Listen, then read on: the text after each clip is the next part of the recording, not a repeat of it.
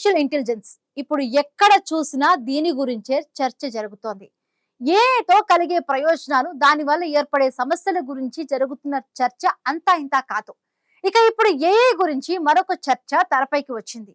AI సొంతంగా తనకంటూ ఒక ప్రైవేటు భాషను సృష్టించుకుంటుందా? అదే నిజమైతే అప్పుడు మనుషుల పరిస్థితి ఏంటి అని ఆందోళనలు వ్యక్తమవుతున్నాయి. ఏఐకి సొంత భాష ఏర్పాటైతే అది చెప్పినట్లే మనం వినాల్సి ఉంటుందా అనే ఎన్నో రకాల ప్రశ్నలు ఉత్పన్నమవుతున్నాయి.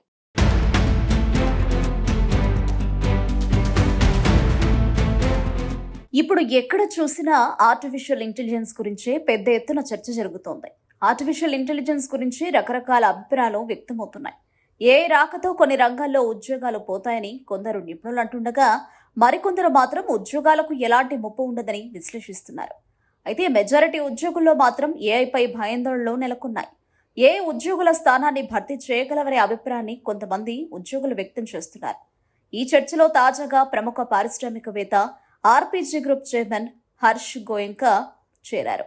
ఏఐతో ఉద్యోగాలు పోతాయా అనే ప్రశ్నకు ఏఐ ప్రస్తుతం జరుగుతున్న పనిని మార్చేసి అందులో నూతనత్వం తీసుకొస్తుందని హర్ష్ గోయంకా ఎక్స్లో పోస్టు చేశారు. భవిష్యత్తులో ప్రాంప్ట్ ఇంజనీర్లు, ఏఐ ప్రోడక్ట్ మేనేజర్లు, ఏఐ విలువల నిపుణులు వంటి కొత్త ఉద్యోగాలు పుట్టే అవకాశం ఉందని ఆయన అభిప్రాయపడ్డారు. అంతేకాదు, కార్యాలయాలు కూడా నేటిలా కాకుండా వాటి రూపురేఖలు మారే అవకాశం ఉందని, స్మార్ట్ వర్క్ చేసేవారు వీటిలో బాగా రాణిస్తారని హర్ష్ గోయింకా తన అభిప్రాయాన్ని వ్యక్తం చేశారు. ప్రస్తుతం ఆర్టిఫిషియల్ ఇంటెలిజెన్స్ వ్యవస్థలు ఇంగ్లీష్లో చైన్ ఆఫ్ థాట్ అనే రీజనింగ్తో పనిచేస్తున్నాయి. కాబట్టి అవేం చేస్తున్నాయో మనం గమనించవచ్చు. కానీ ఏ వ్యవస్థలు తమతో తాము మాట్లాడుకోవడానికి సొంత అంతర్గత భాషను అభివృద్ధి చేసుకుంటే ఎలా అనేది ఇప్పుడు ఆందోళన కలిగిస్తోంది.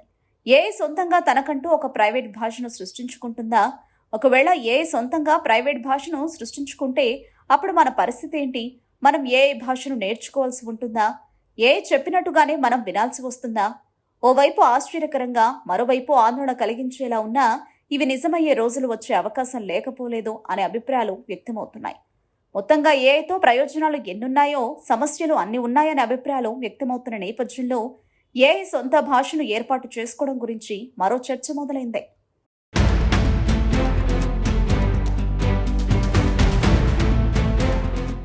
కృత్రిమ మేధ త్వరలోనే తనకంటూ ఓ ప్రత్యేక భాషను రూపొందించుకోవచ్చని ఏఐ పితామహుడు జెఫ్రీ హింటన్ హెచ్చరించారు. ఏఐ సృష్టించుకున్న భాషను దాన్ని రూపొందించిన మనుషులు అర్థం చేసుకోలేకపోవచ్చని హింటన్ చెప్పడం మరింత ఆందోళన కలిగిస్తోంది.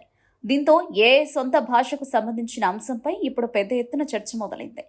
వాస్తవానికి హద్దుల్లేని గగుర్పాటు కలిగించే స్థాయికి ఏఐ చేరుకుంటోంది. మెషిన్లు ఇప్పటికే భయంకర ఆలోచనలను సృష్టించే సామర్థ్యాన్ని ప్రదర్శిస్తున్నాయి. ఈ ఆలోచనలు మనం పర్యవేక్షించగల భాషలోనే సాగుతున్నాయని ఖచ్చితంగా చెప్పలేమని ఏఐ పితామహుడు జెఫ్రీ హింటన్ అంటున్నారు. అయితే హింటన్ మాటలను కొట్టిపారేయడానికి లేదు.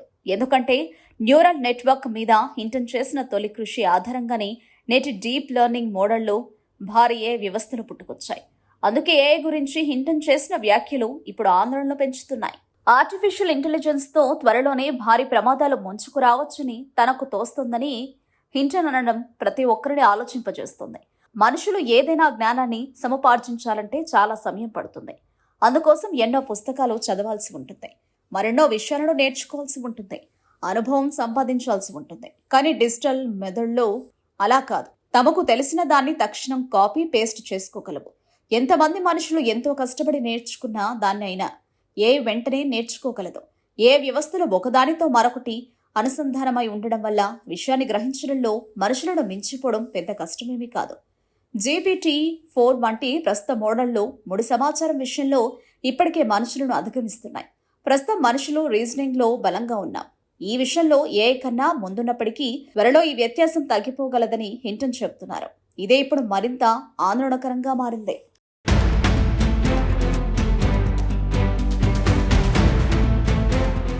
త్వరలోనే ఏఐ తనకంటూ ఓ ప్రత్యేక భాషను రూపొందించుకోవచ్చని ఏఐ పితామహుడు జెఫ్రీ హింటన్ చేసిన వ్యాఖ్యలు ఆందోళనకరంగా మారాయి. ఆర్టిఫిషియల్ ఇంటెలిజెన్స్ తో త్వరలోనే భారీ ప్రమాదాలు ముంచుకు రావచ్చని తనకు అనిపిస్తోందని హింటన్ అనడం ప్రతి ఒక్కరిని ఆలోచింపచేస్తోంది.